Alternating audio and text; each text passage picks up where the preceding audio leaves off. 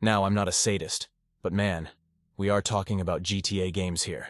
And the line between insanity and sanity is very thin. And today we're going to talk about some of the most brutal deaths in GTA history. And there will be some moments that will be, like, not safe for work. So yeah, let's start. First, David Weston. Now, this is not a certain death in the game. Like, you can totally avoid it. To be honest, there are fewer chances of seeing this death than not seeing it. What I'm saying is that in the final mission, you have three choices. Either kill Trevor, either kill Michael, or go with the third option. And if you go with the third option, you've got to kill that David Weston. But not in some very stupid, quick way. First, you will kidnap him, then you will throw him under the car, and then you will burn him. Burn him alive. They don't see anything graphic in this scene, but you can tell that it's brutal. But again, it was the end of the game, and they wanted to do it with a big bang, and it was the last time you actually wanted to do something in the game. So, yeah, it was definitely brutal. Next, Giovani. If you have seen my GTA Evil Protagonist video, you will know that I mentioned that Tony Cipriani is literally a devil. And in this game, he proves it. I'm talking about Liberty City Stories, where he is the protagonist. And in a mission called Death Meat, he's killing a character called Giovani Cava. But it's not about killing. The way it kills it just melts a man. First, he brings him to a meat factory and then tries to cut him open. But the guy escapes, and that was the worst mission. Because then, Tony Cipriani literally chased him down, took an axe, and started butching him. He literally butches him, even though the game does not show the entire scene.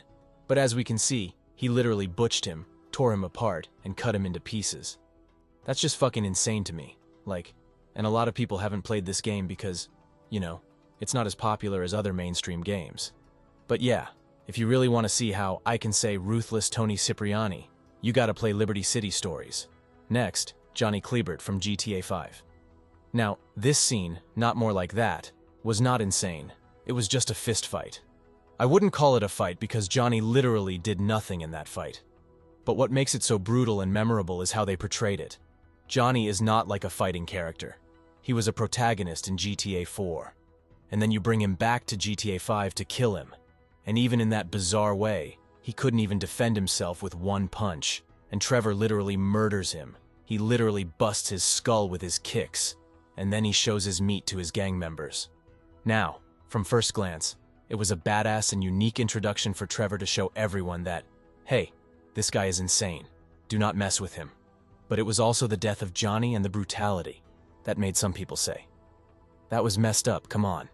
No matter what you think of this scene, you have to agree that it was brutal. Now we talk about GTA 5 Leftover, another death in GTA 5.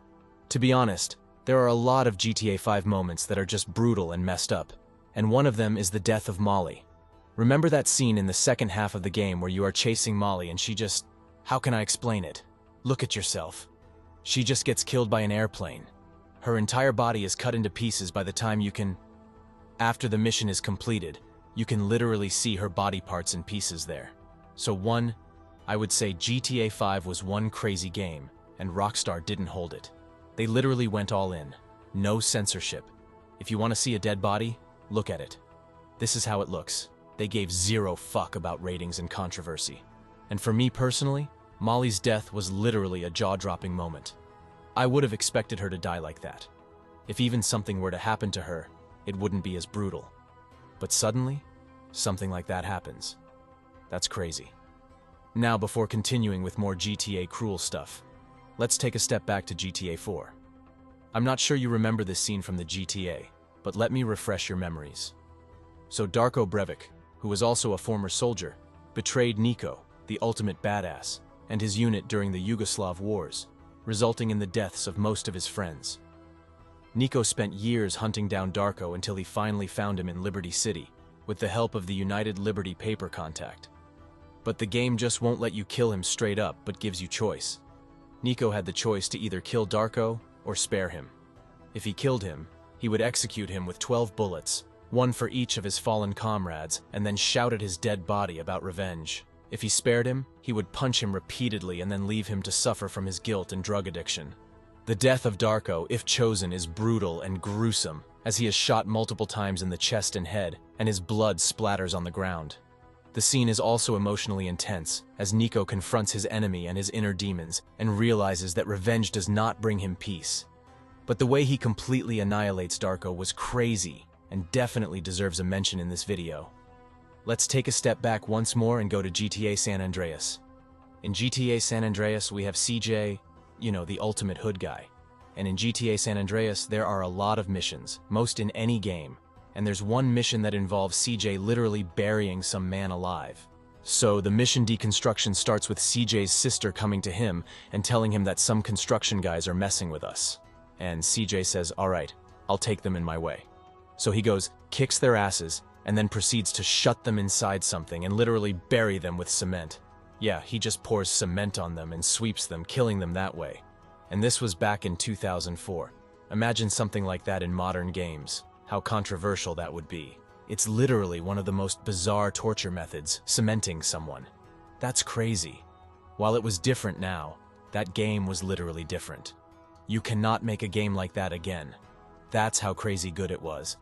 And even though that was a very small character, that construction guy was not an important character in the story, but it was still crazy. Even though that mission really didn't have much impact on the main story, it was still crazy. Now back to GTA 5, and let's talk about Floyd and Deborah.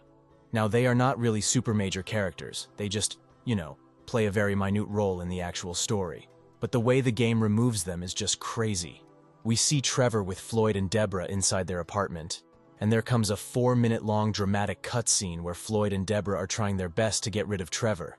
But their way was a little weird because they were thinking they could take down Trevor by making him scared. And what happens next?